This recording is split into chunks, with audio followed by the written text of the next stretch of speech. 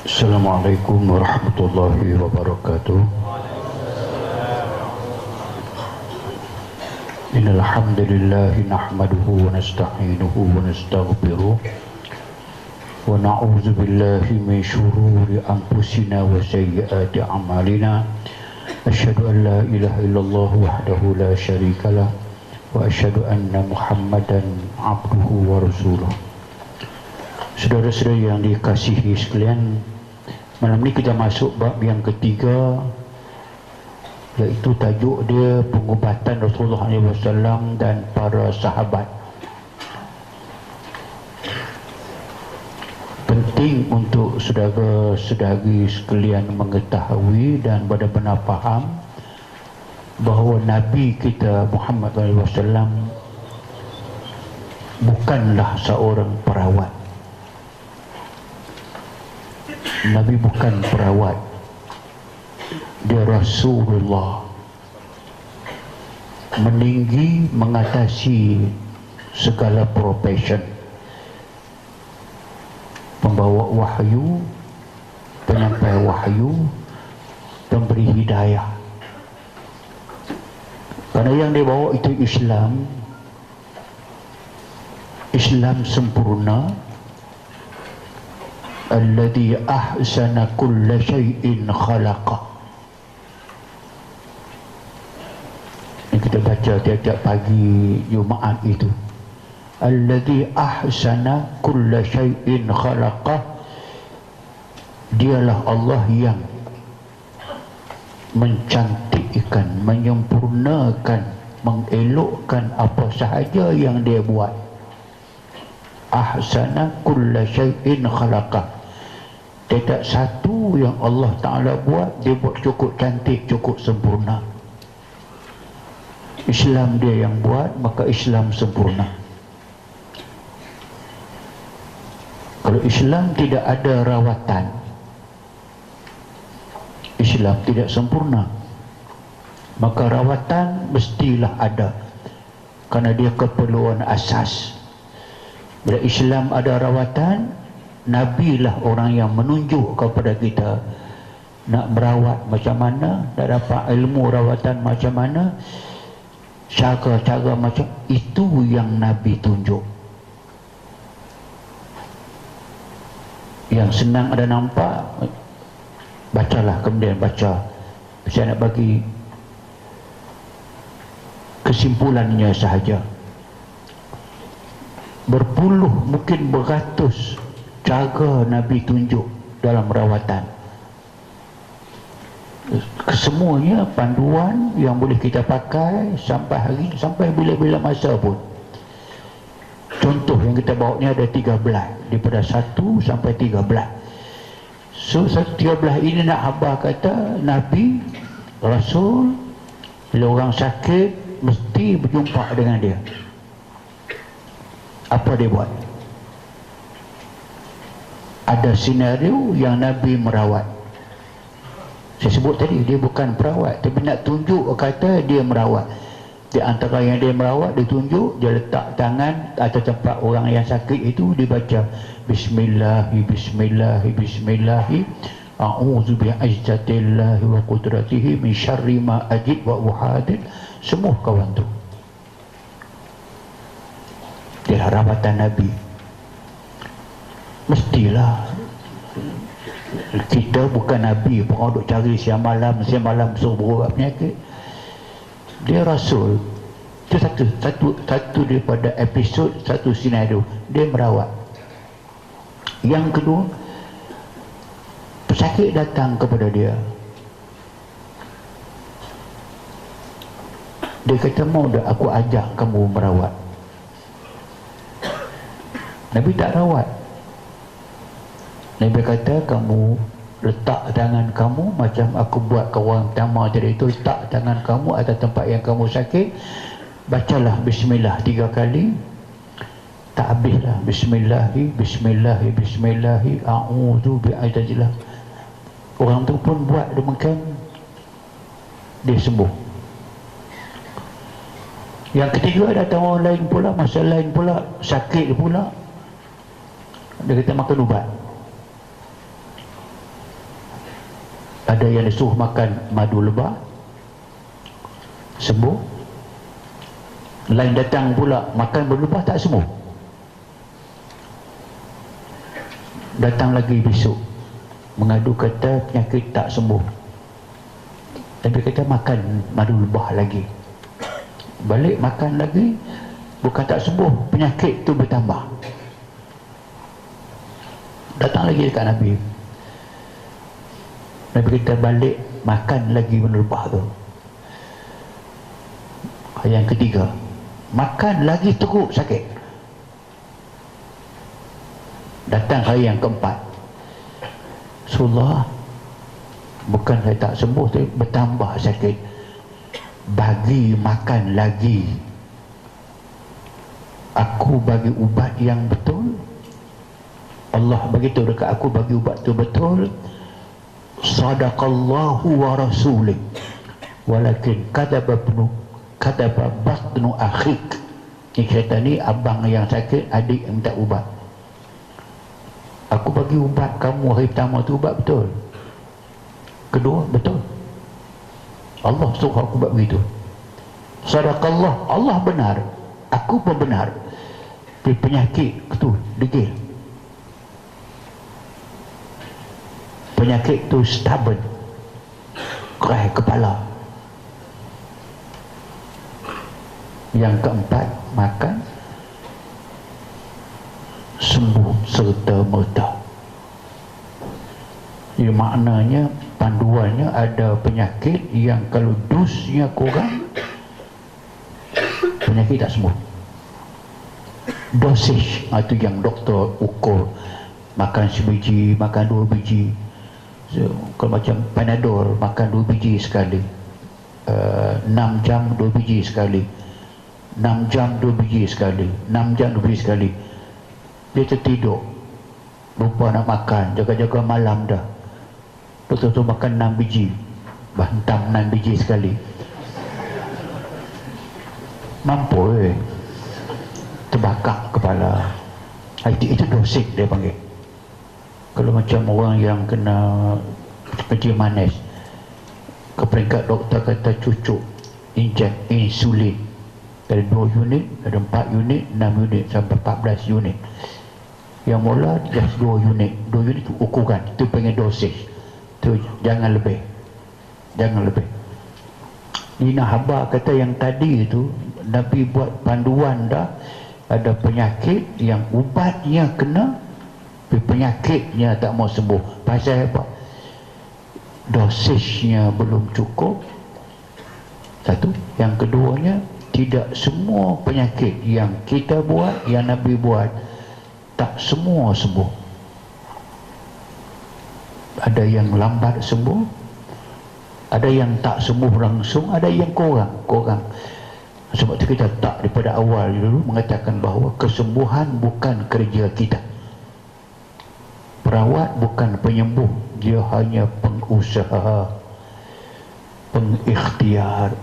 Kesembuhan selama-lamanya, semua penyakit dalam semua alam, semua dunia, bukan milik sebarang manusia.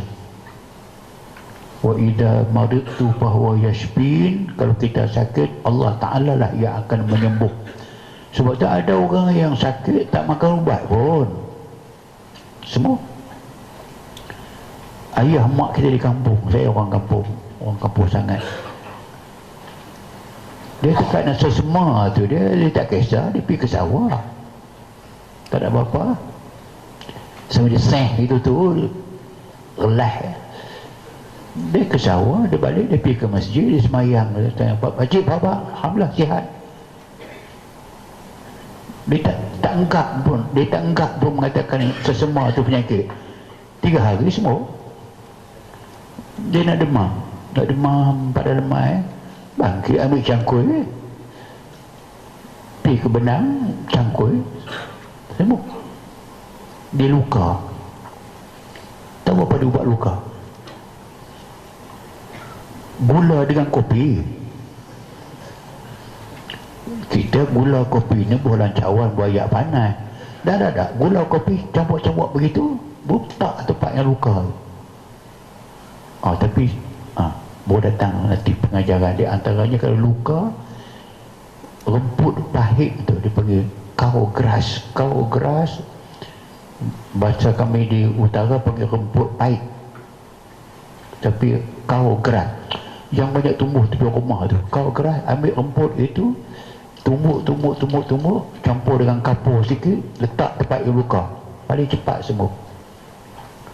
Balubah boleh, tapi sekarang ubat hospital banyak. Kita nak bagi tahu kata ubat begitu, maknanya ada penyakit, ada penyakit yang tidak diubati pun dia sembuh. Luka sebagai contoh, tak ada ubat, sembuh. Sebab itu kerja Allah Subhanahu wa ta'ala. Jadi ubat kena ada cepat sembuh, ubat kena lambat sikit sembuh, ubat kena tapi tak sembuh. Yang kita buat ini, yakinilah ubat kita betul. Sebab Al-Quran, sebab hadis.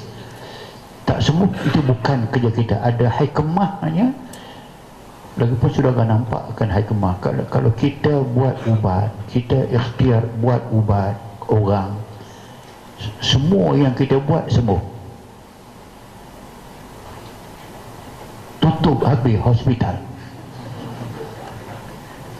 klinik tak boleh cari makan, dan saudara akan menjadi orang yang paling sangsara dalam hidup. Pasal orang kejar ke mana-mana pun, nak pasal berak tak ada, dia semua.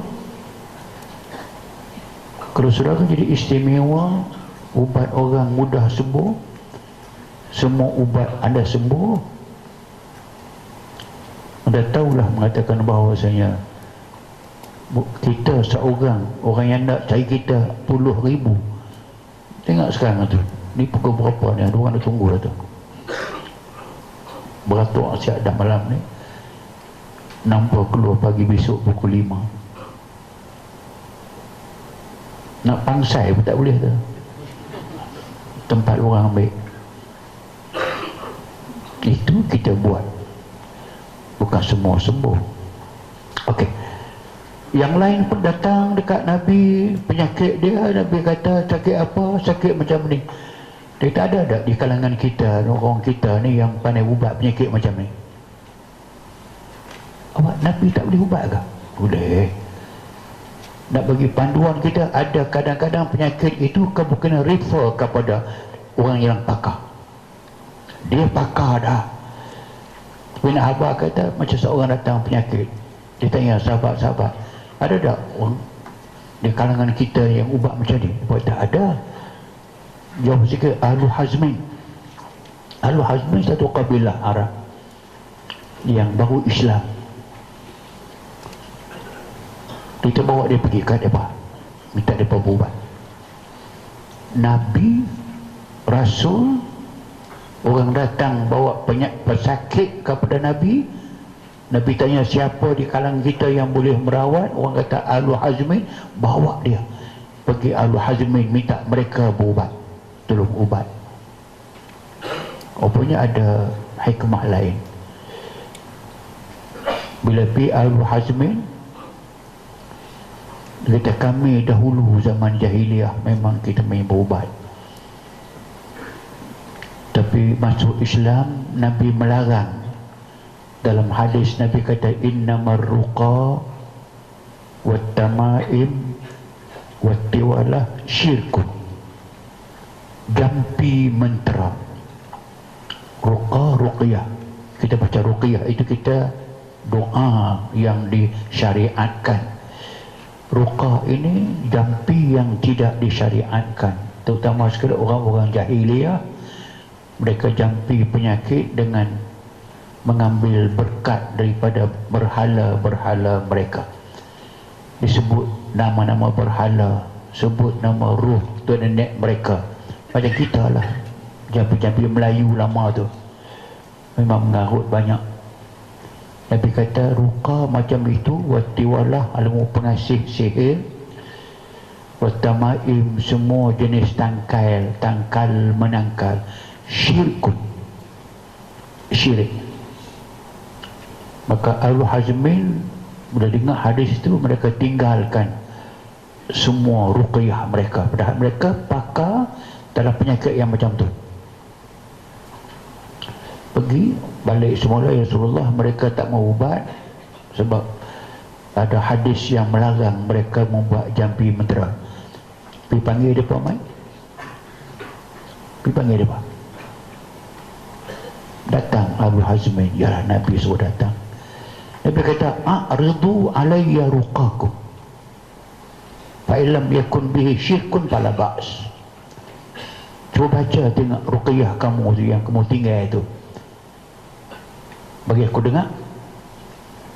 Mereka baca ruqyah jahiliyah bahasa Arab, tapi yang mereka baca itu yang tidak meminta dengan berhala, tak meminta dengan arwah, dengan roh-roh nenek mereka, tak minta dengan sebagai hantu syaitan, hanya merupakan jampi biasa.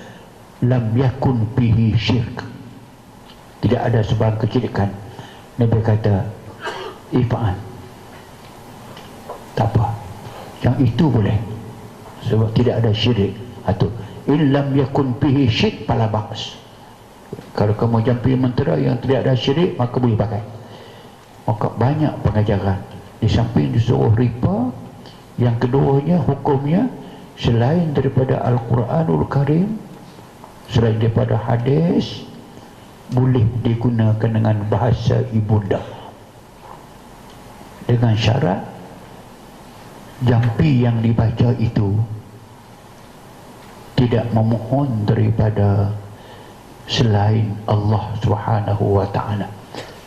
Kalau dia minta ataupun tidak faham makna dia, maka inilah semua pakat ulama-ulama yang muktabar mengatakan bahawa mengikhtiarkan kesembuhan penyakit manusia dengan melalui ruqyah jampi, bacaan doa penyakit, gunakan air ke dan gunakan herba ke, dibolehkan, disyariatkan sekiranya memenuhi 3 syarat.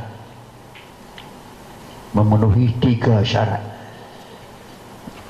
Dalam bukunya ada. 1, kalau kita baca sebarang ayat Quran dengan syarat baca betul lah. Kalau baca tak betul macam mana? 1, kalau baca ayat Quran, baca yang betul Quran, baca qul huwallah saja pun tak apa, Fatihah pun tak apa, tapi ayat mana pun tidak apa. Kalau ayat Quran saja melengkapilah kehendak yang pertama. 1. Yang kedua, boleh menggunakan bahasa selain daripada bahasa Quran, selain daripada bahasa Arab, digunakan bahasa ibunda dia, dengan syarat dia faham dan dia tidak minta kepada selain daripada Allah. Itu nombor 2. Tapi jangan lupa, kalau tidak faham, kalau bacaan itu tidak faham, macam hulika tu ilmu kebal lah, ilmu penimbul, tembak peluru tak masuk, tibai dengan rotan, dengan apa semua tak berbekas pada dia baca batu mantan mantun mantin. Bila beramal batu mantan mantun, mantan tahulah, mantin batu mantan mantin mantun. Apa benda ini cerita? Bila beramal ditahan badan, dah semua tu main hantu, main syirik. Doa yang Siam tak Siam, Melayu tak Melayu, Jawa tak Jawa, Arab tak Jawa Arab. Minhin ra'alin namhin ra'alin ahlalin sibqin kaha'akin kahlin maludin layam ludin sasnatin au khalaq. Bahasa apa tu? Saya mengaji Arab, saya tahu Arab. Bukan. Saya tanya orang Siam, kok ada bahasa, dia kata, ada Ustaz, ada perkataan Siam itu main hand. Ra'aliyat dekat dengan anak Jawa, tapi bukan Jawa. Ada Jawa sini. Minhin, ra'alin, namhin, ra'alin, ahlalin, simhin, ka'atin, kalim, maludin, lain satrinakin, akhlaq. Tapi itu ubat, bacaan cukup hebat itu untuk menghadapi orang gila. Buat kerja apa pernah tak faham. Separuh faham, separuh tak faham. Nak kata Arab, tak Arab. Arab tapi bukan Arab. Dia panggil kaf 40. Dulu kalau orang jadi bomo tak hafal, tak baca kaf 40, tak sah bomo dia. Macam kita kalau perawat Islam tak baca Fatihah, tak boleh hafal Fatihah, ubat apa ngapai keboreh aja. Itu paling asas. Sebab tu orang dulu dia pakai kaf 40. Kaf 40 ni dia susun kata-kata Arab yang dalamnya dibilang kaf ada 40. Kaf. Bacaan dia kafaka rabbuka yakfika wakifatan kifka kaha kakeminu kana kulluka takar-karal karpi kabadu tahki musyaksyakatan kalak laka kulluka kapal kapa kapa kamabika kana yahkar kau kabal palaki. Mampu kena apa? So kapaka ya 3 kaf, kapaka dah kapaka 2 kaf Arab, yakfika Arab, yakfika 2 Arab, wakifatan 1 kaf, kifka kaha 3 kaf, kakeminu 2 kaf, kana 1 kaf, kulluka 2 kaf, takar karal karpi kabadu tahki musyaksakatan kalak laka kulluka kapal kapa kapa kama beka kana yah kakabal palaki. Yang ujung itu dia pergi yang bidang kau kabal palak.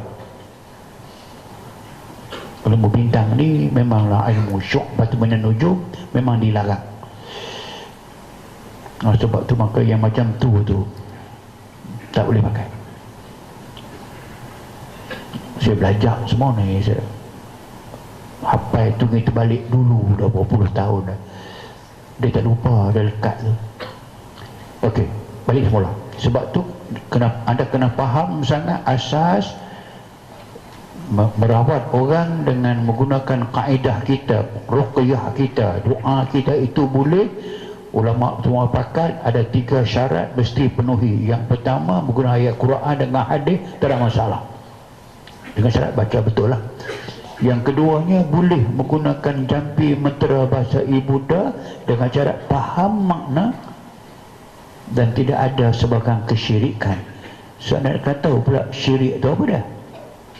Bila kata tu syirik, kena faham. So kita belajar agama kena faham lah.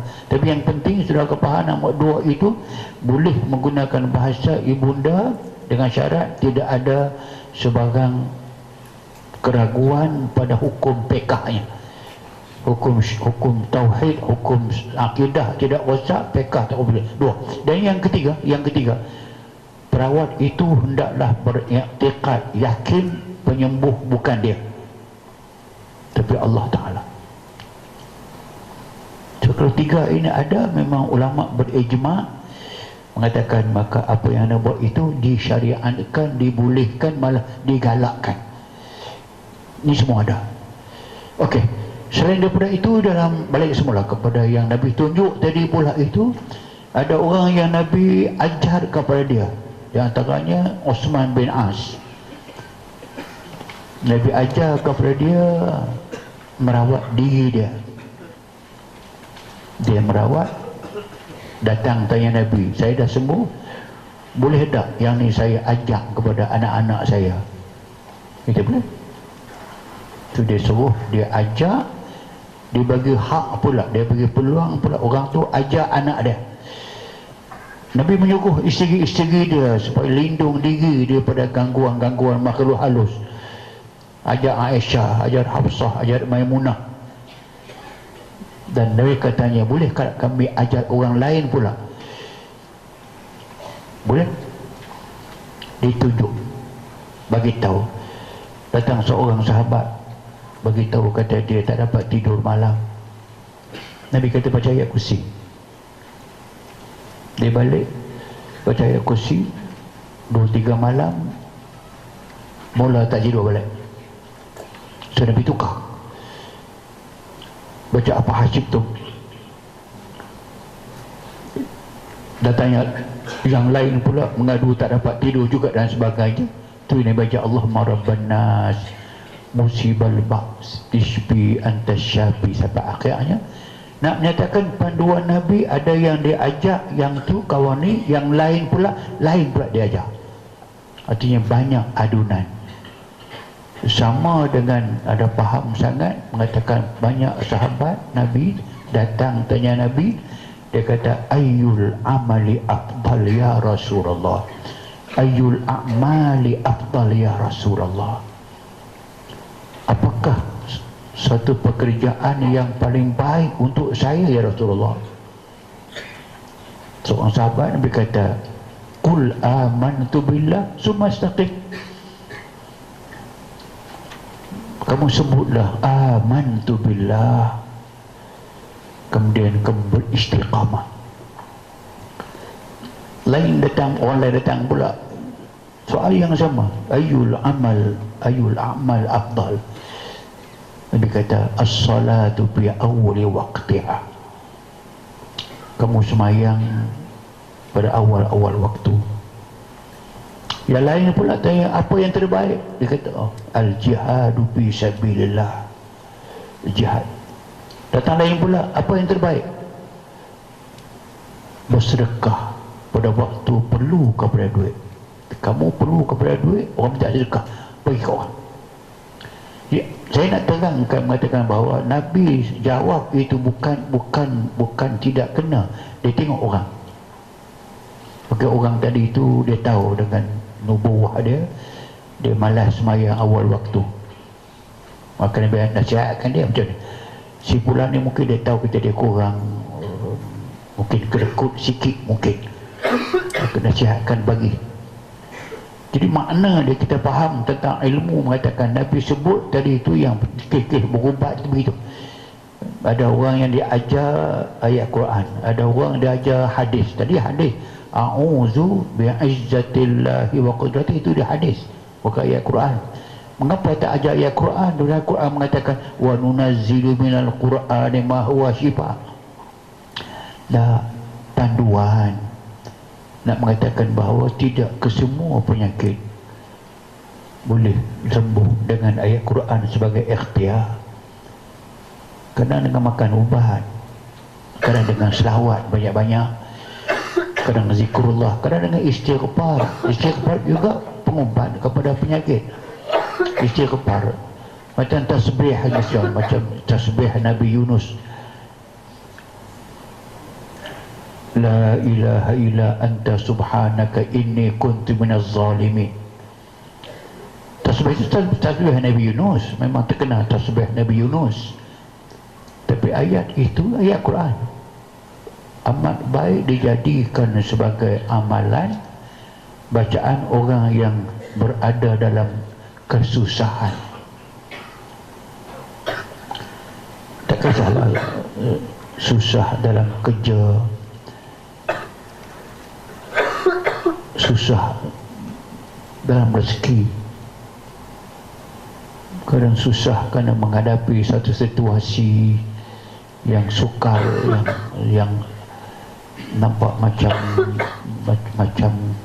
tak boleh keluar daripada masalah rumah tangga, masalah dengan jiran, dengan tempat kerja dan sebagainya.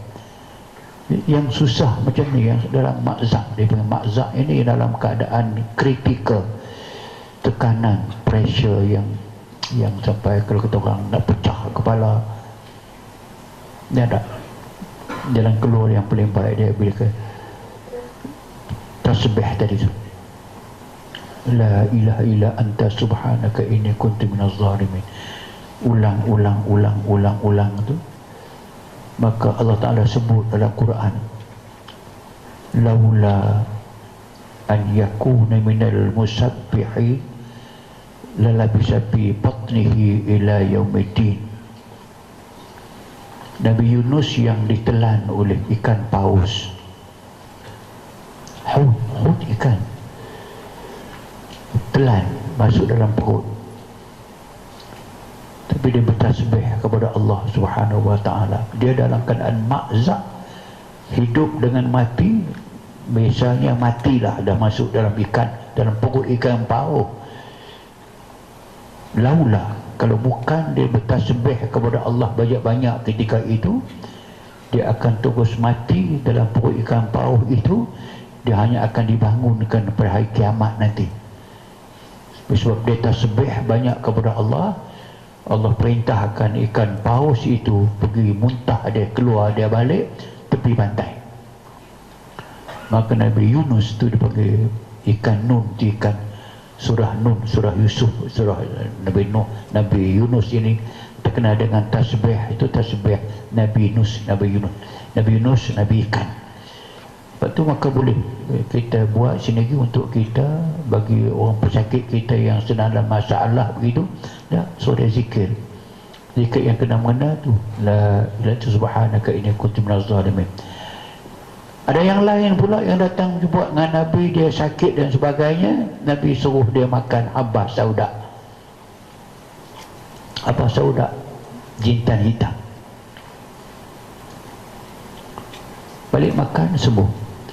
Yang lain pula disuruh makan asina wasinut, pokok yang tumbuh di padang pasir.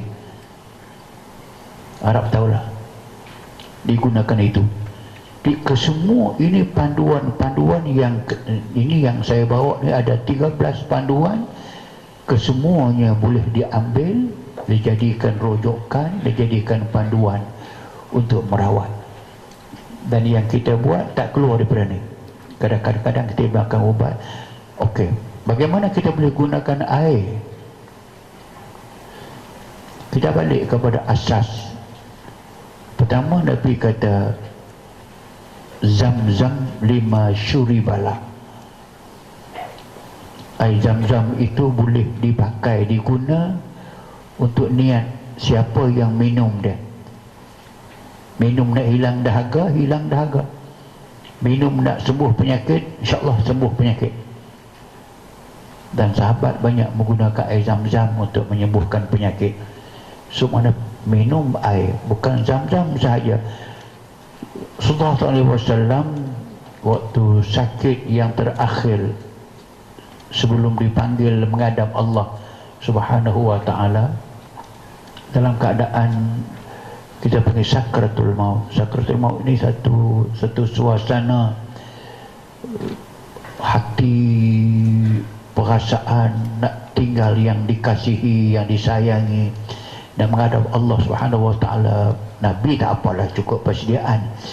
Tapi walaupun cukup persediaan, dia menghadapi saat akhir itu, dia minta kepada Aisyah pergi ambil satu besen, bawa air kepadaku. Aisyah pergi ambil air. Nabi kata ke Aisyah, baca dalam air itu mu'awwizat. Aisyah tawadhu, tanpa tawadhu dia katakan, hal aqra alaika wa alaika yunzal.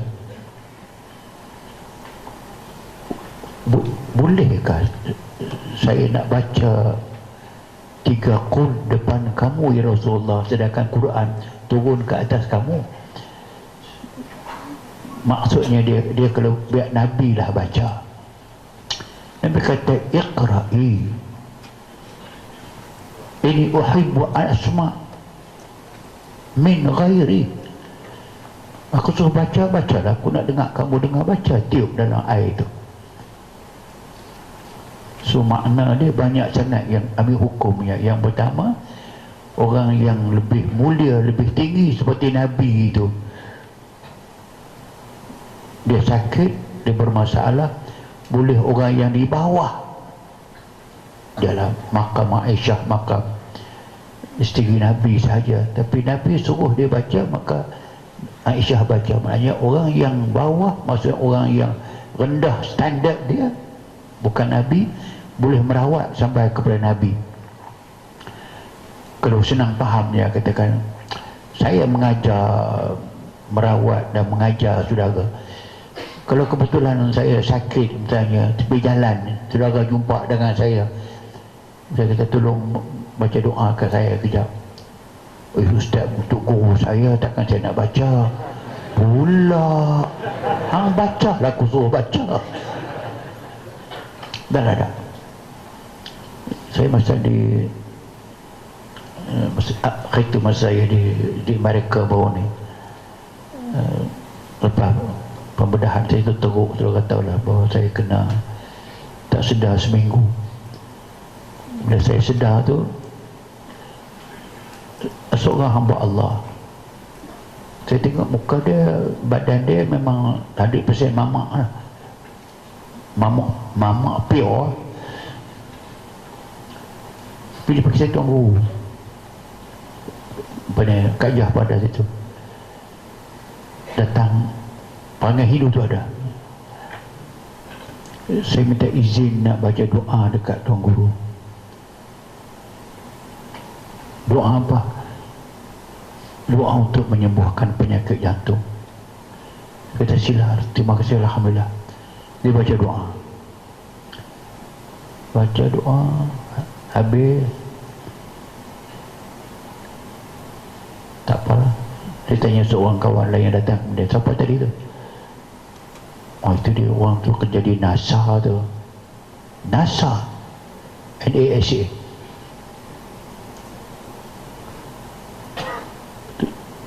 Tanya dia boleh berubah orang lah? Tak. Dia saintis kerja NASA. Saya duk heran macam mana dia boleh datang susah payah, tak kenal, doa dia bagus. Akhirnya saya panggil dia balik. Akhirnya berkenal. Saya tak tahu, saya kata apa yang mendorong saudara. Dia terduduk jauh, datang berjumpa dengan saya, nak berdoa tu dengan mata. Ceritanya panjang, dia kata. Dah ambil yang pendek sudah lah, yang panjang banget.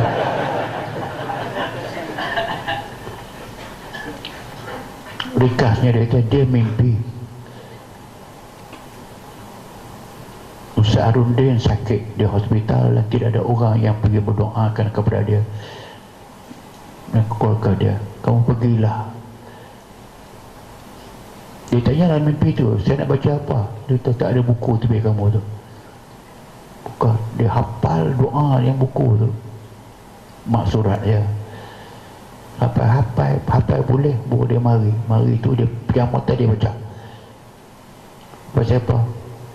Mimpi itu suruh dia buat demikian. Dia yakin sangat dengan mimpi itu. Dia kata pergilah. Dia tu memerlukan kepada doa orang asing, bukan daripada sekadar keluarga dan dia sahaja. Itu saya kata, jadi balik pula tadi, walaupun dia bukan perawat, orang biasa kerja NASA pula, tapi dia dapat mimpi begitu, dia datang dengan ikhlas, maka dia berdoa. Maka sama yang tadi, bila Nabi suruh Aisyah gunakan air itu, doakan. Aisyah tawadha, kamu ya Rasulullah baca wahyu turun ke atas kamu, dah aku nak dengar kamu baca. Dia baca doa, dah air itu dia tiup, Nabi dia ambil tangan Nabi, masuk dalam itu, Nabi sapu muka dia dengan bibir dia minum sebahagian daripadanya. Dan yang penting air itu dia sapu di badan dia. Rawatan terakhir dengan muawwizat, hadis sahih. Itu saya kata, dia apapun sampai kepada Nabi sendiri sakit pun, bukan dia yang merawat diri dia. Dalam ni ada datang Jibril merawat. Maka apa yang Jibril baca bukan ayat Quran. Kita kenal dengan nama Ruqyah Jibril. Ruqyah Jibril, Jibril membaca doa kesembuhan penyakit. Ruqyah, doa kesembuhan penyakit. Hampir-hampir macam mentera juga, tapi tak, doa penyembuhan penyakit dia panggil ruqyah. Datang Jibril baca bismillahi arqika, sebab dia panggil ruqyah Jibril. Dengan nama Allah aku ruqyahkan ke atas kamu min kulli syai'in yu'zika, daripada semua penyakit yang datang menyerang kamu. Min syarri kulli hasid, kejahatan, kalau orang dengki kepada kamu, ke syaitan dan sebagainya, penyakit apapun, Allah yashfika bismillah arqika, dengan nama Allah aku ruqyahkan kepada kamu. Nabi sembuh. Mak Nabi sakit, mengapa Nabi tidak doa sendiri kepada Allah? Tentu doa dia lebih makbul daripada Jibril. Dah nak khabar kata kadang-kadang penyakit yang kena itu orang lain kena tolong, orang lain kena tolong. Saya tadi lah Cik baca saya dalam keadaan teruk begitu. Saudara bayanglah, seminggu saya tak sedar, seminggu dengan tak makan, tak minum, tak apa semua, badan dah tak. Bila saya sedar tu saya segar, tak apa. Tapi ambil contoh tadi cuma kata ke bawah, kalau Jibril turun baca doa kepada Nabi Muhammad, dia sembuh. Ada yang lain pula, satu episod lain pula, bahawa Nabi kita disihir. Nabi tidak tahu pun dia kena sihir. Tapi hadis inilah di antara masalah kita dengan Syiah. Syiah pada pahaman dia, Nabi ini maksum bagi maksud adalah ayat Quran, Allah ya'simuka minan nas, Allah jaga kamu daripada kejahatan manusia. Dia ambil ayat itu, dia kata Nabi tidak kena sihir dan tidak akan kena sihir. Hadis Bukhari itu mengarut, bohong, penyangak, penipu. Maka semua hadis-hadis Bukhari satu pun tak diambil oleh Syiah. Pasal dia kata Bukhari penipu. Mana mungkin Nabi kena sihir? Sihir buatan manusia. Dia dilindungi oleh segala malaikat, oleh segala apa. Itu dia punya pasal lah. Tapi kita nak sebut mengatakan bahawa hadis Nabi kena sihir itu hadis Bukhari, hadis sahih yang tak diragukan. Tapi Nabi tidak tahu kata dia kena sihir. Lama 6 bulan. Jadi mula orang buat sihir dekat Nabi itu sampai masa yang Jibril turun nak merawat dia itu 6 bulan. Tapi jalan Nabi disihir pun nama dia kena sihir, tapi kesan sihir tak nampak. Tapi 6 bulan baru nampak sikit. Apa dia yang nampak? Pagi itu dia pergi ke rumah Aisyah. Giliran dia rumah Aisyah. Sebab Aisyah tak tahu, Aisyah tak nampak sesuatu yang ganjil.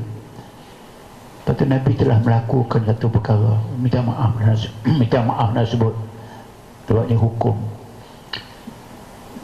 Nabi bersama dengan Aisyah.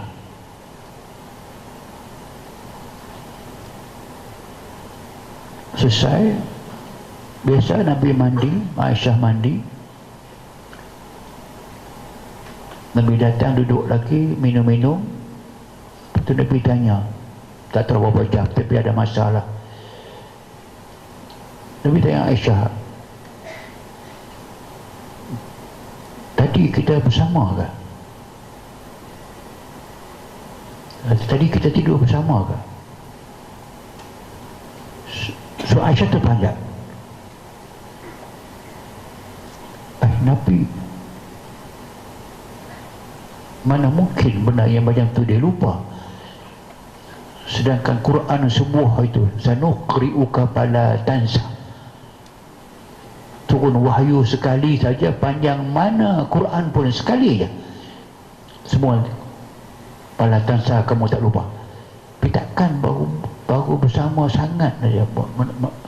Seolah-olahnya kalau bahasa kita kata ayak mandi pun tak kering lagi. Dan bertanya kita dah ke?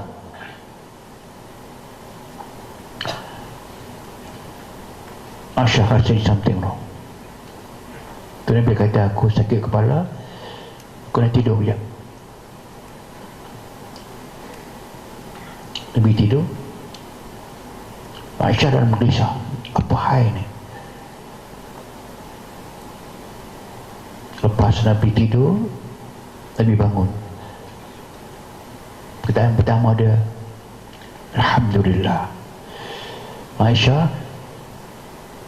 aku tak tahu mengatakan aku kena sihir. Aku tidur tadi, datang dua malaikat, satu duduk di kepala aku, satu di kaki aku. Malaikat yang di kaki aku bertanya orang di kepala, ma asaba Muhammad, Muhammad ni kenapa? Yang kepala jawab, huwa matbub, matbubun, dia kena sihir. Dalam riwayat lain, kalau dalam Muslim, huwa mashur, dalam Bukhari huwa matbubun, tak kisah, sama makna, dia kena sihir. Yang di kaki tanya lagi, man tabbahu, siapa yang sihirkan dia? Tabbahu Labid bin Asam al-Yahudi, dia disihirkan oleh seorang Yahudi. Nama dia beritahu, Labid bin Al-Asam al-Yahudi. Pima fa'al, dia buat macam mana? Ini lakonan ni dia buat tahu, tapi nak abah kat kita lah, abah kat Nabi. Pima tahu dia buat macam mana? Dia kata mushtin wa musyatah, ada hadis dalam ini. Dia buat dengan menggunakan sikat Nabi. Wa musyatah, rambut yang lekat di sikat itu. Apa dia buat? Sihir, mentera sihir. Mentera sihir ini mentera yang memanggil ruh-ruh jahat ataupun syaitan-syaitan jahat, aipurit. Dengan perkataan aipurit itulah dipuja bahan yang diambil daripada pesakit, daripada orang yang dikena. Sebab macam sekarang pun orang nak buat sihir, dia ambil strok dalam, dia ambil baju dalam, dia ambil apa yang kita pakai lah. Nabi dia ambil sikat dan dia ambil rambut sama. Dia letak di mana? Lepas dia buat pemujaan, dia pergi campak dalam perigi buta, perigi buruk, nama dia Bir Anu Syarwan. Habis kita nak rawat dia macam mana? Kita baca mu'awizat, Qul huwallah wal falaq wal nas. Tiup. Nabi sedar merasakan dirinya telah pulih sepulih-pulihnya. Tu dia kata, aku telah Allah pulihkan daripada sihir rupanya. Nabi suruh Ali dengan seorang sahabat Zaid, kau pergi kat perigi bernama Bir Anu Syarwan, terkenal, kamu turun dalam perigi itu, di bawah itu ada sikat rambut aku, kamu cari sampai jumpa. Ali pergi dengan Zaid. Ali kata ayat pergi itu macam ayat perahan inai hinna, inai yang telah ditumbuk.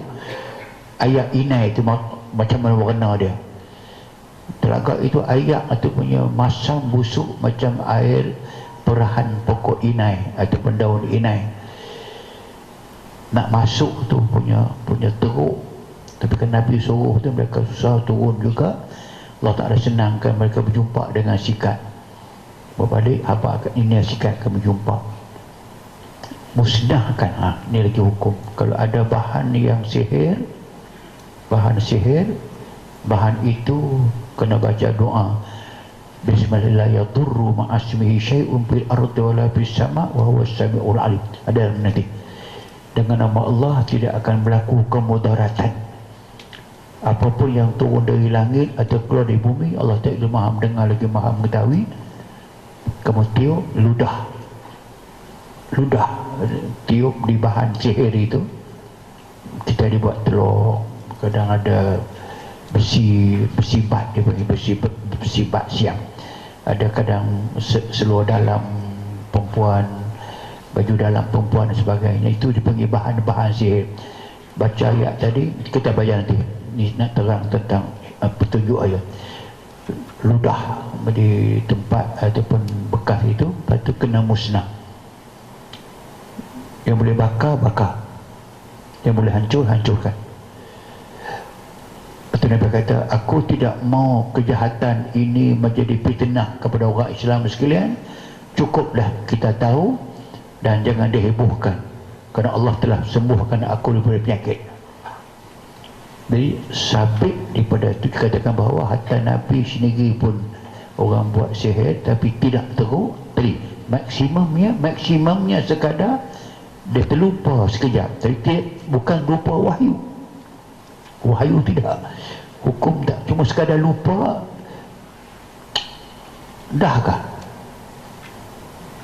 taksir sekejap ya, itu kemuncak. Bila telah dibawa ubat oleh Jibril, maka sembuhlah baginda daripada sihir seperti sedia kala. Tapi jelas ubat pada ketika itu Jibril baca 3 qul huwallah, Falaq, qul binas, itu boleh.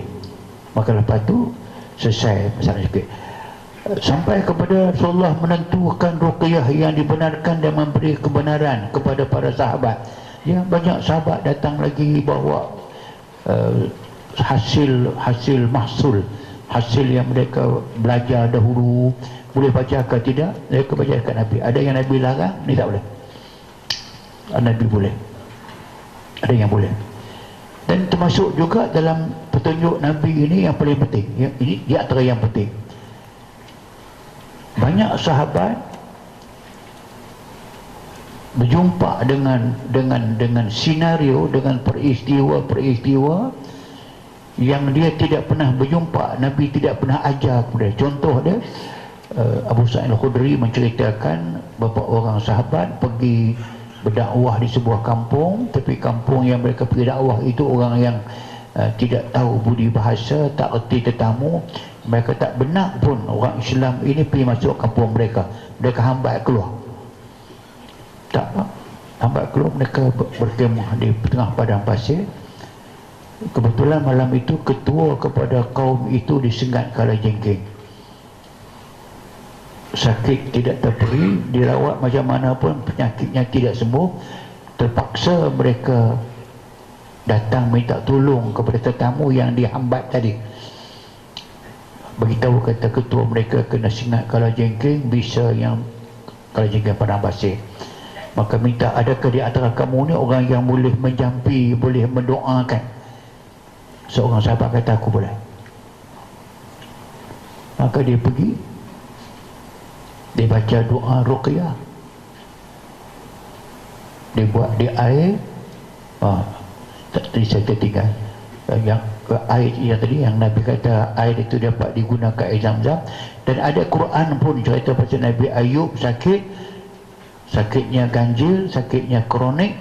Datang Jibril katakan, urkud birijlika hada mughtasalun baridun wa syarab. Datang malaikat kepada Nabi Ayub alaihissalam yang sedang sakit teruk. Sakit dia sakit kulit sampai reput, sampai pecah-pecah kulit dia. Maka urkud birijlika yang senang kita faham, pergi cari air. Lepas tu baca doa pada air. Muqtasalun buat mandi, wasyarab buat minum. So ada kaedah dalam Quran, air memang ada nas. Hadis tadi nas, Nabi suruh gunakan air. Nabi sakit, Aisyah cari air, itu air.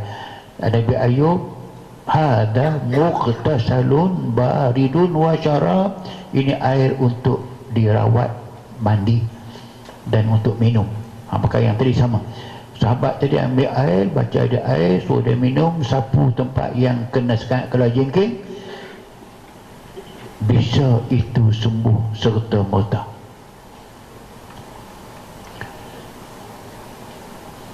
Bila datang, bila nak ambil upah tu, mereka simpan upah tu dahulu. Upahnya ialah 30 ekor kambing, bukan calang-calang. Saya baru ni yang kemarin kita buat pengijazahan semalam tu, ada seorang murid, itu murid saya, dia bagi dekat saya 2 ekor kambing, hadiah 2 ekor kambing. Kami tak ada situ, kami duduk rumah dia. Saya teringat, mungkin kawan dia teringat cerita ni kot, cerita orang yang kena sangat kalajengking itu, dibagi upah dekat 30 ekor kambing. So dia balik tanya Nabi, boleh tak kita ambil upah yang banyak itu? Buat apa?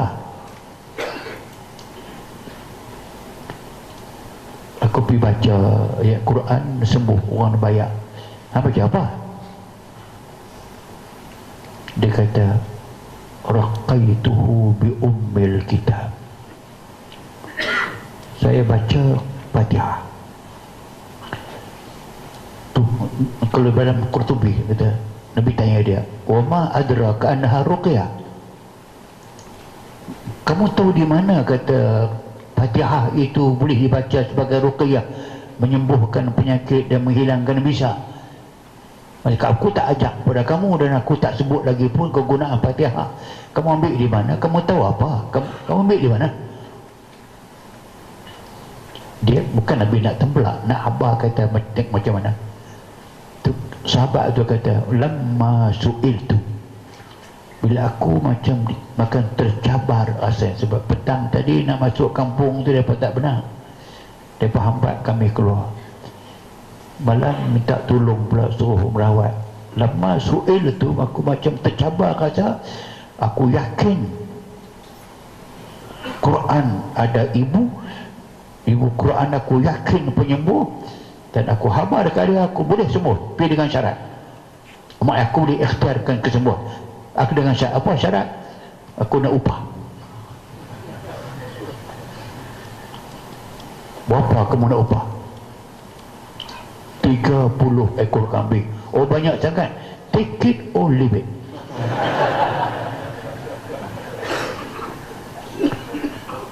Boleh tak dengan syarat lagi? Kalau sembuh kami bayar, tak sembuh tak bayar. Okey, pergi baca Fatihah, tiup semua.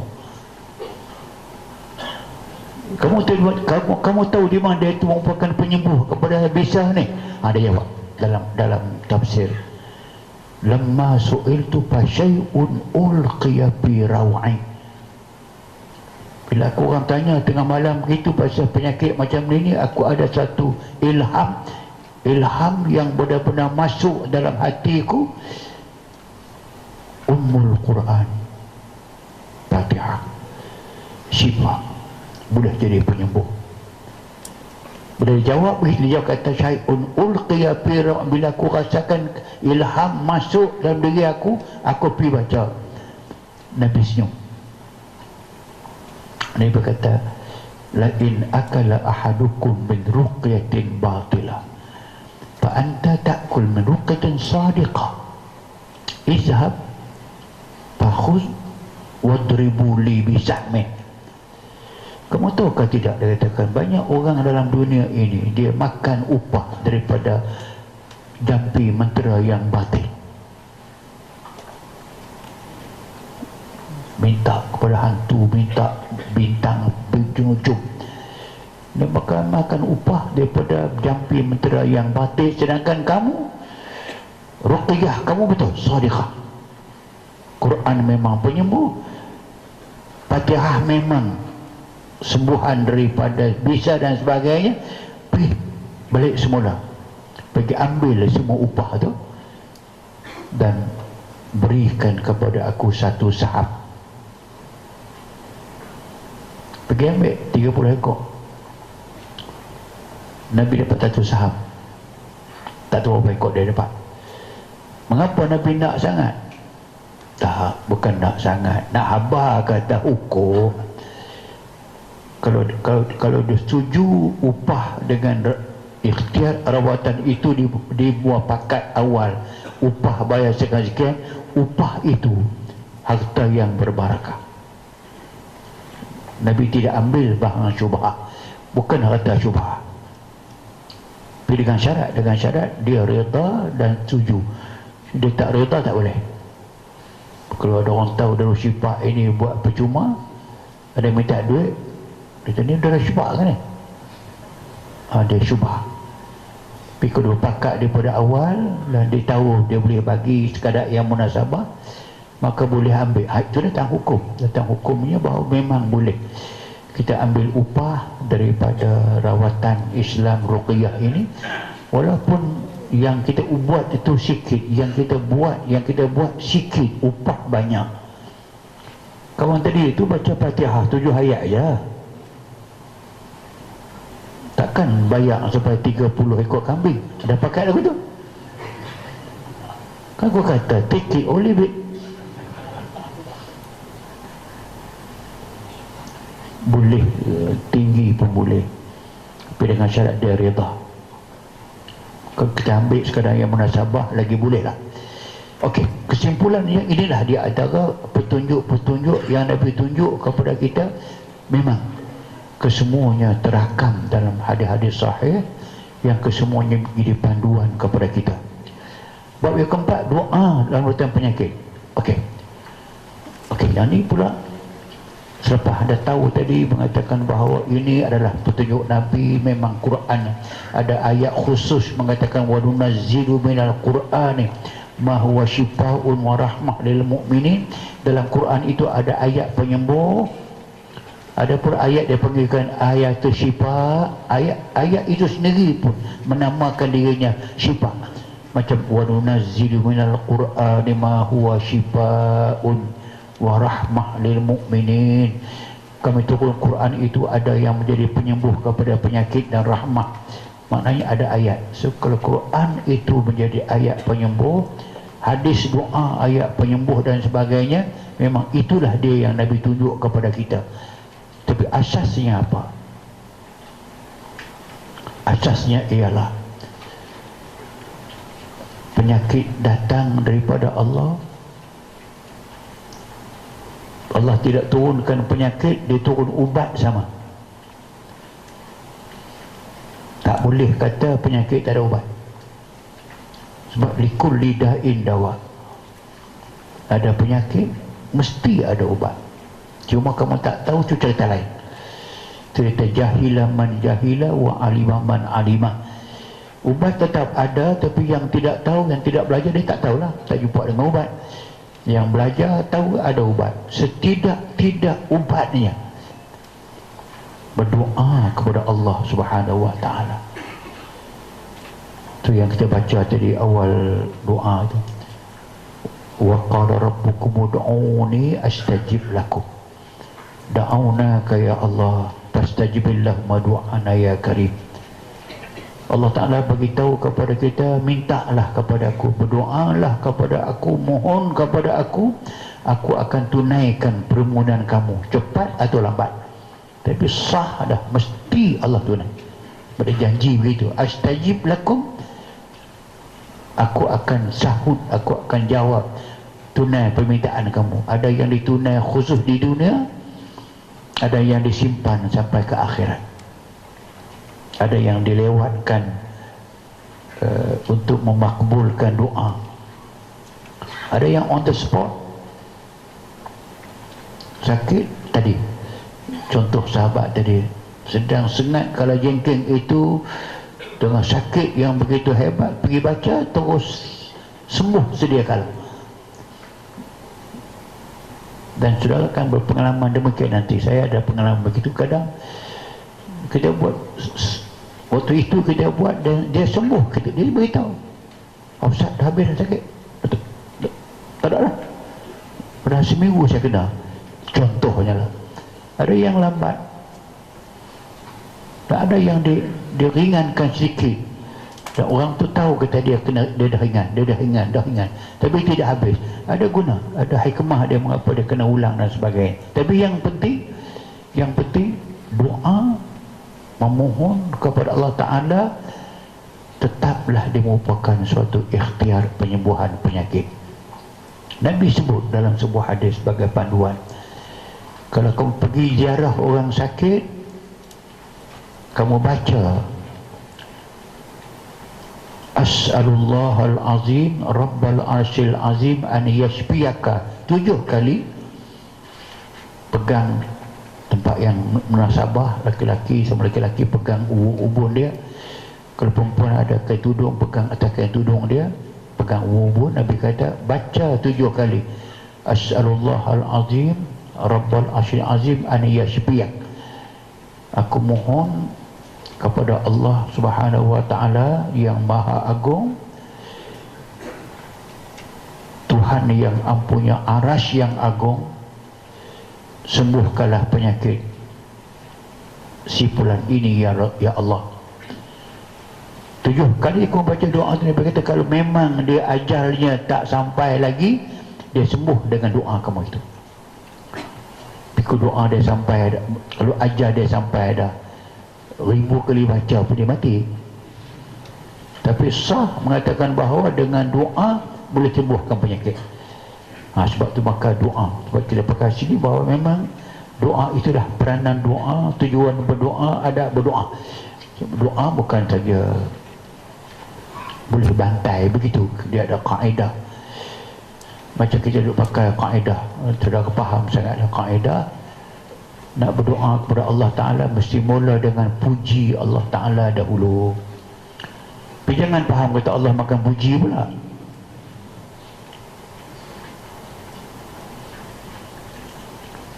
Wa in takfuru fa inna Allah ghaniyun ankum wa la yarda li ibadihi al-kufr. Kalau kamu nak kufur kepada Allah Subhanahu Wa Ta'ala, kufurlah. Allah tidak berkesan dengan kekufuran kamu. Dia kaya daripada kamu, tak perlu kepada kamu. Tapi dia tak reda kepada hamba dia kufur.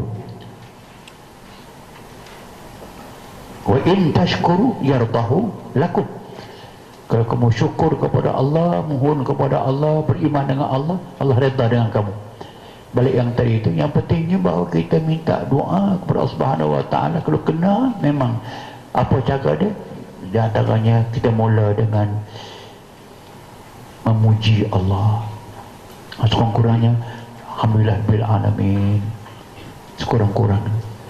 Lepas tu selawat atas Nabi Allah Ta'ala Muhammad sallallahu alaihi wasallam baca. Mengapa selawat? Kerana satu selawat kamu baca, Allah turunkan 10 rahmat kepada kamu.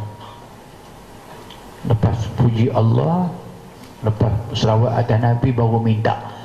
Apa nak minta doa, minta ujung tutup dengan selawat atas Nabi juga. Itu kita sebut di sini, dia ada adab. Kita beritahu juga bila kalau kita ada masa yang kena nak sangat berdoa, nak kata orang nak sungguh-sungguh berdoa lah, tak boleh calang-calang begitu, nak buat sendiri dan sebagainya. Pilih waktu yang sesuai. Waktu yang paling sesuai waktu sahur. Sahur waktu menjelang subuh, pukul 4 begitu, bangun saya tahajud, sembahyang hajat, lepas tu berdoa waktu itu sebagai contoh. Lepas tu pula macam kita buat di sini tu, kita lengkapkan di sini. Macam saudara akan tengok nanti, mai tengok sekurang-kurangnya satu pagi pukul 6.30 ataupun 6.45 sekarang, sampai sekarang ni subuh lewat. Kita mulakan dengan doa. Kita tidak terus merawat, kita mulakan dengan doa. Semua penyakit, semua pesakit ada, atau kebanyakan pesakit ada, ramailah. Semua air tak di hadapan itu, dan saya mendoakan Allahumma shfi mardana wa sah. Tapi kita mula dengan alhamdulillah, dengan selawat, lepas tu dengan doa, tutup dengan selawat. Lepas tu baru kita rawat seorang demi seorang. Kita pakai ini. Memilih tempat berdoa yang mustajab. Ada ketikanya kalau sudah pergi ke Mekah, di Multazam, di Hajar Ismail, itu tempat yang makbul doa. Apa-apa pun di depan Kaabah, dalam Masjid Haram, tempat yang makbul doa. Di Rodah Nabi, Masjid Nabi itu tempat yang makbul doa. Di Padang Arafah, hari wukuf, itu di antara tempat-tempat yang makbul doa. Kalau di kita dalam masjid, tempat yang paling makbul tepi dengan mimbar. Itu tempat yang Nabi sebut. Jadi kita tahu tempat, tahu masa untuk kita berdoa, dan berdoa pula dengan penuh yakin. Nabi kata kalau kamu berdoa Allah Subhanahu Wa Taala adalah kamu muqinun bil ijabah. Kamu doa, hati kamu yakin Allah Taala akan tunaikan, lambat atau cepat. Nabi kata doa kamu akan Allah tunaikan selama kamu tidak isti'jal, gopoh. Kalau kamu gopoh, kamu tak dapat. Sahabat tanya, gopoh tu macam mana? Gopoh tu ialah bila kamu berdoa 2-3 kali, kamu tak dapat, kamu berhenti berdoa dan kamu mengungut, aku doa dah Allah tak bagi pun. Itu dia putus asa, dia kecewa, dia tidak yakin. Yang macam tu dia sia-sia. Sebab tu maka terus berdoa dan sebagainya. Itu dia antara perkara. Bab 5 tu sifat-sifat utama seorang perawat. Saya sebut begitu dah. Sebab ini sudah baca di segi senang nampak. Yang penting sekali,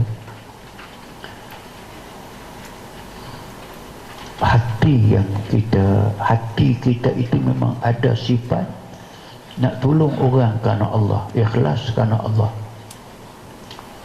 Itu kita panggil sifat-sifat utama tu. Kan ada keikhlasan diri, memahami konsep kemakbulan doa yang tadi tu, tidak mementingkan diri sendiri,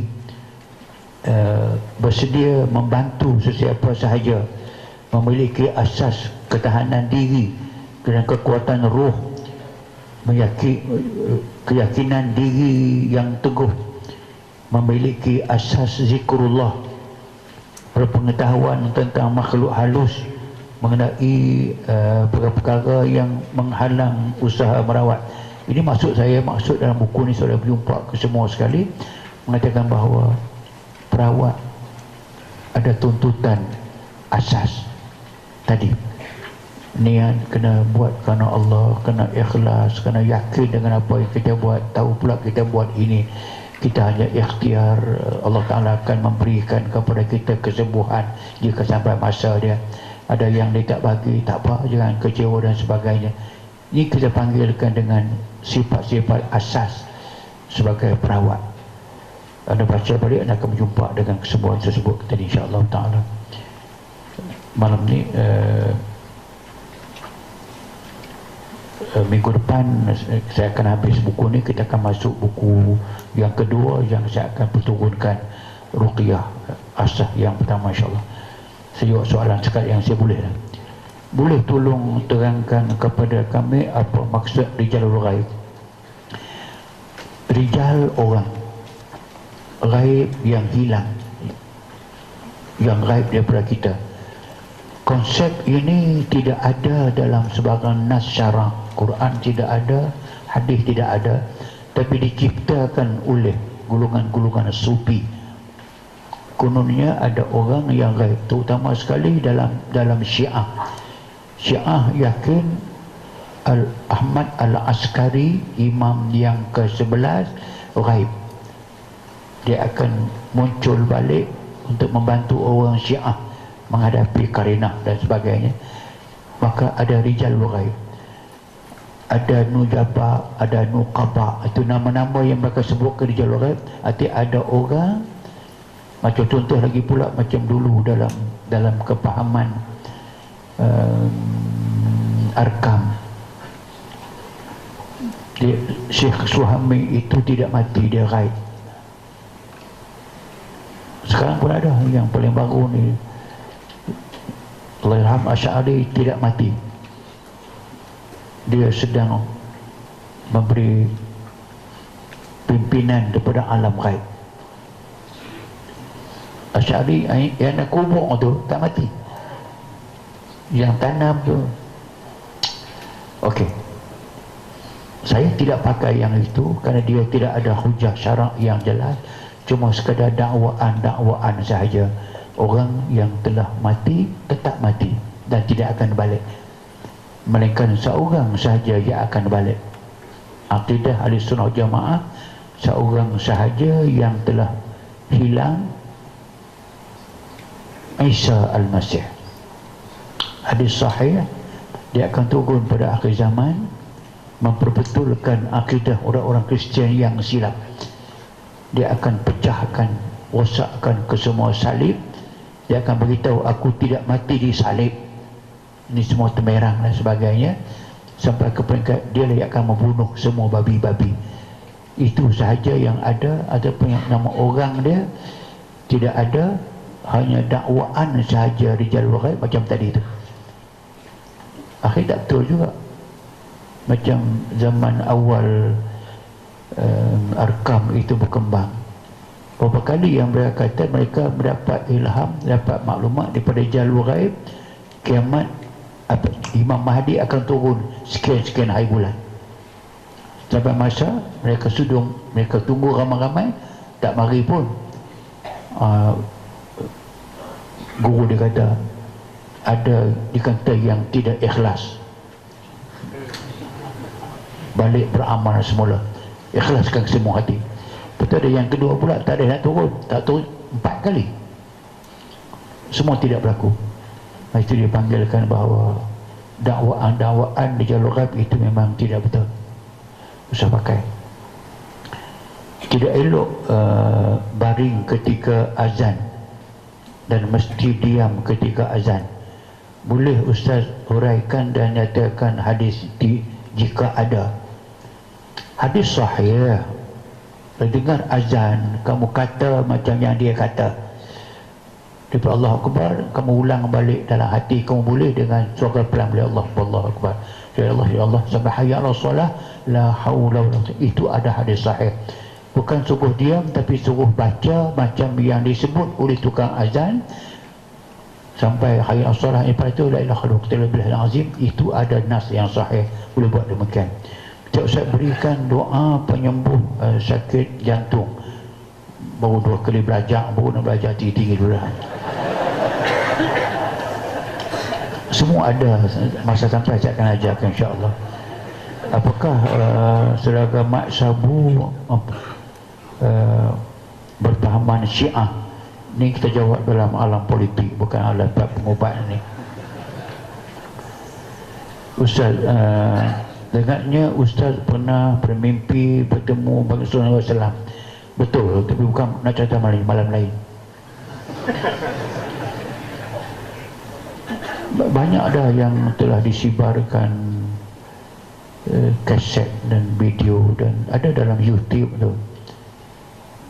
Saya ada satu majlis yang diminta khusus saya bercakap pada itu. Dalam satu majlis dipanggilkan, kami cintaimu ya Rasulullah. Saya bercakap 1.5 jam begitu, cerita macam mimpi itu telah disibar itu. Saya ambil yang tu pun dah cukup dah, tak payah saya ulang balik insya-Allah taala. Macam mana pembedahan batin? Pembedahan batin telah ada fatwa. Dia adalah perbuatan sihir. Pembedahan batin satu perbuatan yang mencari adatnya tidak boleh begitu. Kalau bedah orang, adatnya luka, nak sembuhnya makan masa yang panjang. Dia bedah, nampak macam dikeluarkan jantung, keluarkan paru-paru, lepas tu bubuh balik, tolak gitu, bangun balik. Itu memang mencari adat. Mencari adat itu dilihat dalam neraca syarak, neraca hukum, memang tidak lain. Dia bukan mukjizat, bukan irhas, bukan ba'una, bukan segala karamah, tapi yang tinggal hanya dia adalah sihir. Sebab tu maka dia adalah sihir, wajib dijauhi. Sebab man ata sahiran faqad kafar. Kalau tahu dia sihir, saudara pergi juga dekat dia, anda sudah kufur dengan Allah Subhanahu wa taala. Bukan saja dengan orang yang sihir, man ata arraf, yang pergi ke tukang nujum, kahin, tukang tenung, tukang nujum, dia boleh merawat. Tapi dia memang terkenal dengan tukang nujum, tukang beritahu ramalan bila pilihan raya, ada tahu.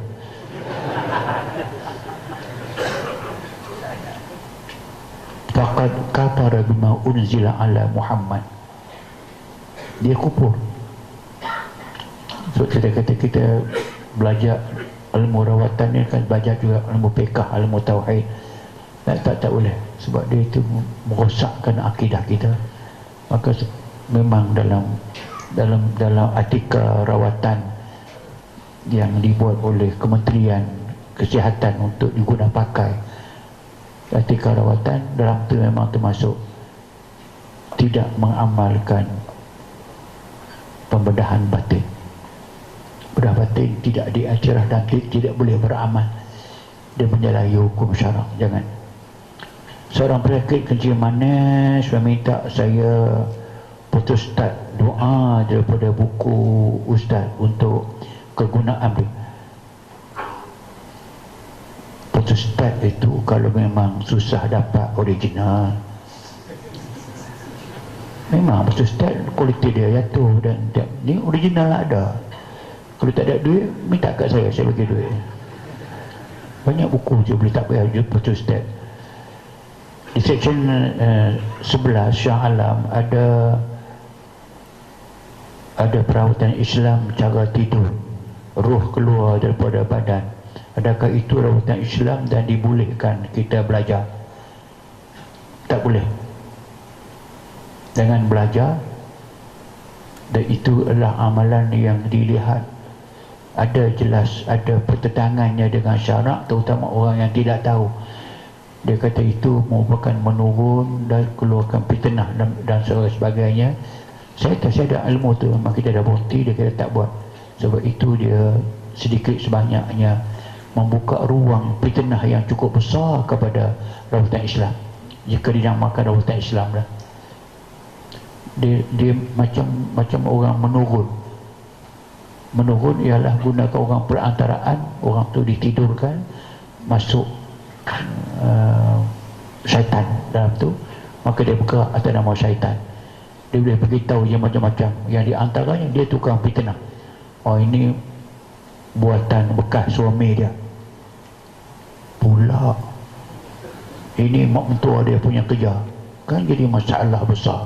Sebab tu maka jangan demikian, saya tak benarkan, tak digunakan. Bolehkah berubat dengan hanya memasang CD ruqyah? Tidak. Sebab doa itu orang, bacaan itu orang. Kalau main kaset gitu, dia bukan konsep orang, bukan konsep doa. Yang baca sebab dia orang tu mungkin mati dah, tapi kaset dia ada.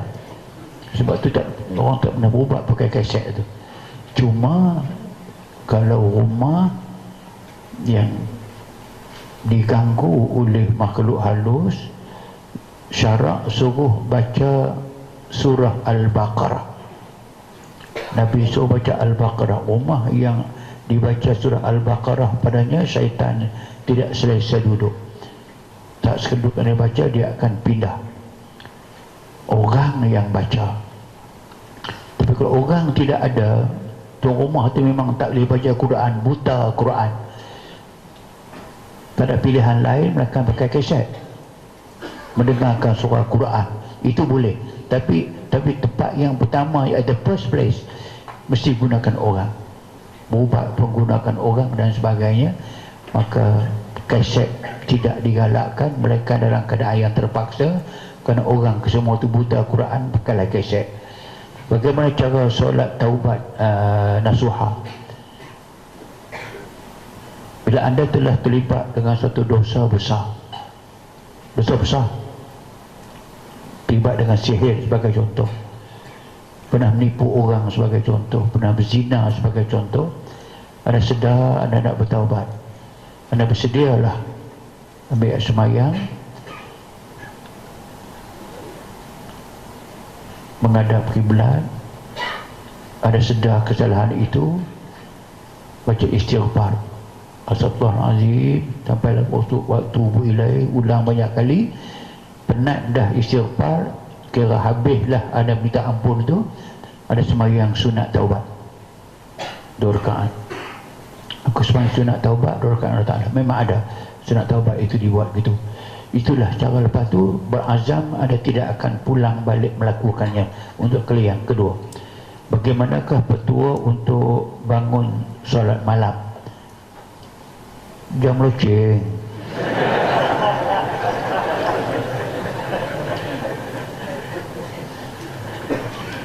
Ada ayat,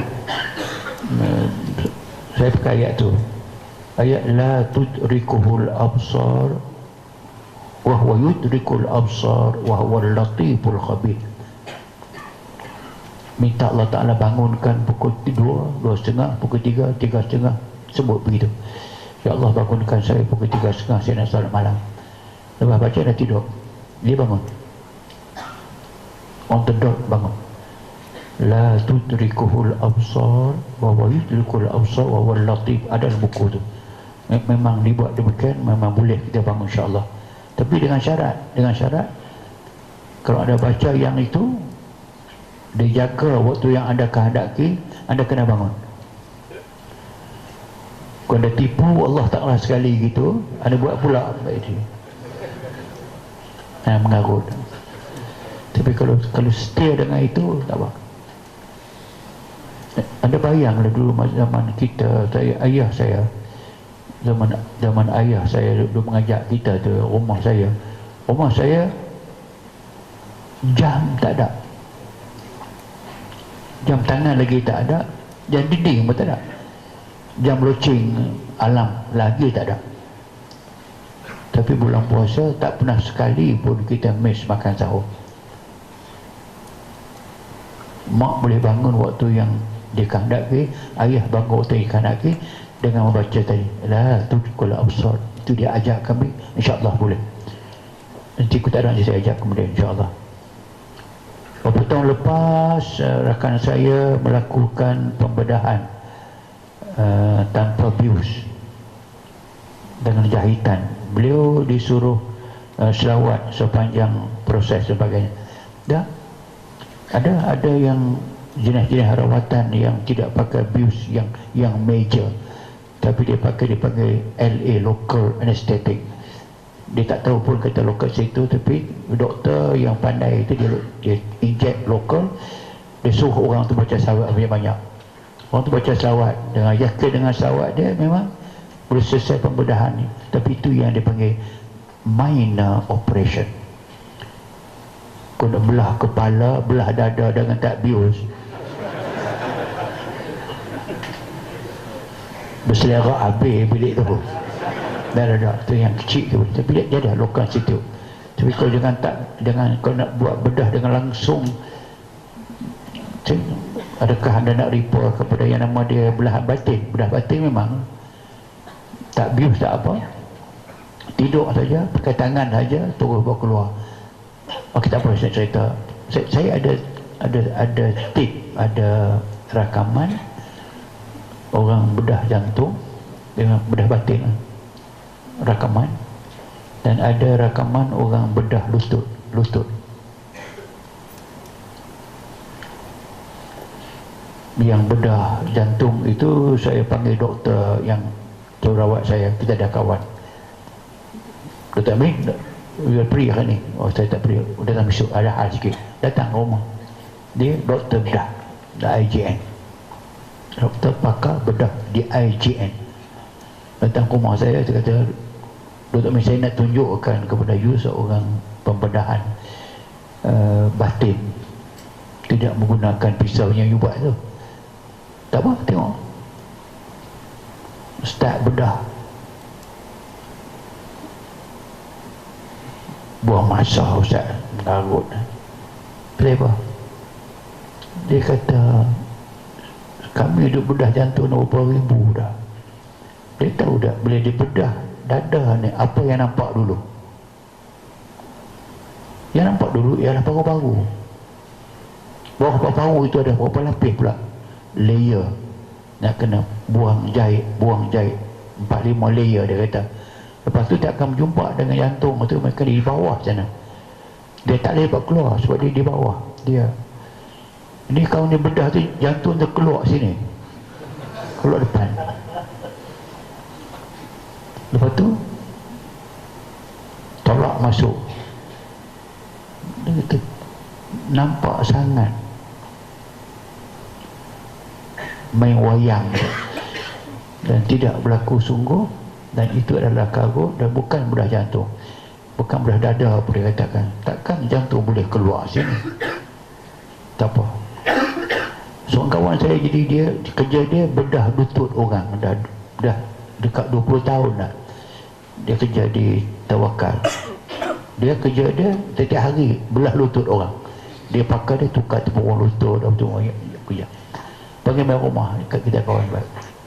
Tu Muiz, saya ada satu filem tunjuk pasal belah lutut. Ada tengok you komen macam mana? Okey. Tengok start dia kata Ustaz saya tengok ngarut. Bedah lutut ni dia kata dia kerti. Kau nak potong ni lutut atas ke bawah, dia potong kot itu. Dia kata habislah urat-urat tu, berapa ribu urat ni orang potong situ. Itu pun kita kena jangan bagi kena urat. Kalau potong kot sini putus semua urat, darah akan manjut habis. Itu satu. Yang kedua, boleh potong lutut tu sebagainya, darah tak keluar, darah kering dah. Habis yang dipotong tadi tu dipotong apa? Kalau tidak darah akan manjut habis dia kata. Lepas tu pula dia ditunjuk tu. Itu bukan tepung lutut tu. Bukan tempat tu tepung lutut. Dia kata ditunjuk lah. Dia potong sini, tepung sini. Dia keluar tepung sini. Tepung apa sih bukan tepung? Jadi makna dia bila orang pakar tengok tekniknya salah, tempatnya tak kena dan sebagainya. Lepas tu habis orang yang sakit tu pun baru terus bangun, terus jalan. Itu dia kata itu kesemuanya adalah suatu penipuan, bukan hakiki, dan dia adalah sihir. Sebab tu yang tadi tu yang nama macam tu kita cuba elakkan, jangan pakai. Apa nama ni, ada penjual makanan tersebut menggunakan pertolongan makhluk hal lain untuk melariskan. Okey, memang ada ikhtiar sihir bagi orang nampak satu tempat itu tidak menarik dan orang ikhtiar untuk menampak ke tempat itu kotor, tidak menarik, dan ada tempat yang menarik. Memang itu satu daripada perbuatan sihir. Ambil di mana hujahnya atiwalah. Atiwalah perempuan yang huduh menggunakan tiwalah, orang nampak dia amat cantik. Suami yang benci kepada isterinya kerana kejahatan dia menggunakan tiwalah, akhirnya suami dia nampak isterinya seorang sahaja yang paling cantik, paling comel dalam dunia. Punya takut dekat bini itu tak padan-padan. Makna tiwalah itu satu ikhtiar sihir yang menggunakan, yang Quran katakan yukhayyalu ilaihim annaha hayyatun tas'a. Orang tukang sihir Nabi Musa tu yang mencampakkan tali itu, Quran kata yukhayyalu ilaihim, diubahkan khayalan orang. Apa yang dikhayalkan, yang dia nampak itu tali itu jadi ular. Bukan ular, tetaplah tali itu buat yukhayyalu ilaihim, dikhayalkan kepada mereka anna hayatasa, itu adalah ular yang sedang berjalan.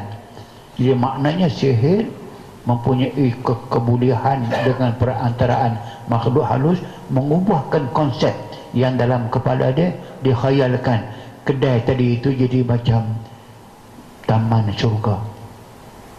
Khayal aja.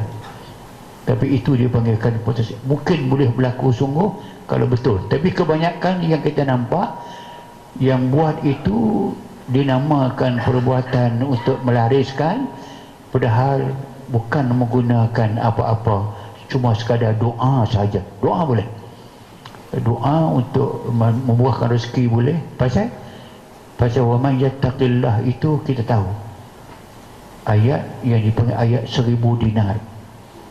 Ayat itu memang orang yang bertakwa kepada Allah Subhanahu Wa Taala, Allah rezekikan kepadanya banyak sampai tak boleh kira.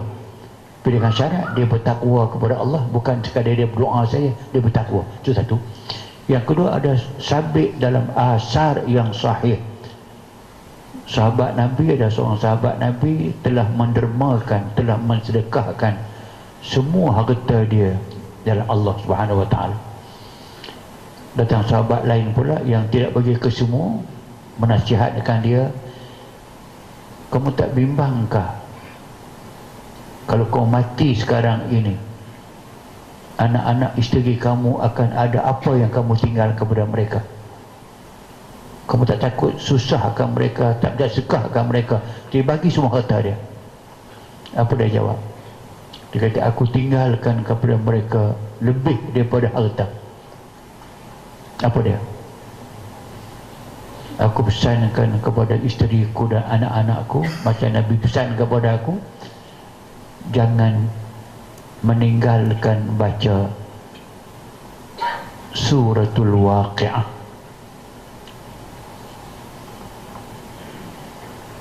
Surah Waqi'ah, siapa yang baca dia selalu, Nabi kata, lam yusiku faqatun abada. Dia tidak akan kena kemiskinan, susah selama-lam, tak akan begak, tak akan susah. Sahabat dia ambil yang tu, dia kata dia pesan kat isteri dia baca Waqi'ah, anak baca Waqi'ah, lebih baik bertinggal harta, sebab itu akan mendatangkan harta kepada mereka. Kesimpulan dia, itu pun satu ikhtiar untuk mengatasi masalah kekurangan rezeki, kekurangan harta, boleh diatasi dengan ayat Quran dan semayang. Wallahu a'lam. Cukup dekat ni dulu, yang lain semua nasib lah, lain kali kita bercakap. Al-Fatihah. Bismillahirrahmanirrahim. Alhamdulillahil alamin arrahmanir rahim maliki yaumiddin. Iyyaka na'budu wa iyyaka nasta'in ihdinas siratal mustaqim siratal ladzina an'amta 'alaihim ghairil maghdubi 'alaihim waladdallin. Amin. Alhamdulillahirabbil alamin hamdan yuwaffi ni'amahu wa yukafi mazidah.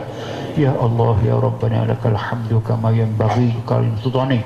Allahumma lana dzunubana wa israfana fi amrina wa sabbit aqdamana kafirin. Allahumma bika ilman nafi'a wa rizqan wasi'a wa du'aan mustajaba wa salamatan fid din wa afiyatan bi sayyidil arhamar rahimin walhamdulillahi rabbil alamin.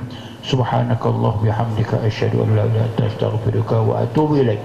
Bismillahirrahmanirrahim. Wal 'asri innal insana lafi khusr lil ladzina amanu wa 'amilus shalihat wa tawassaw bil haqq wa tawassaw bis sabr.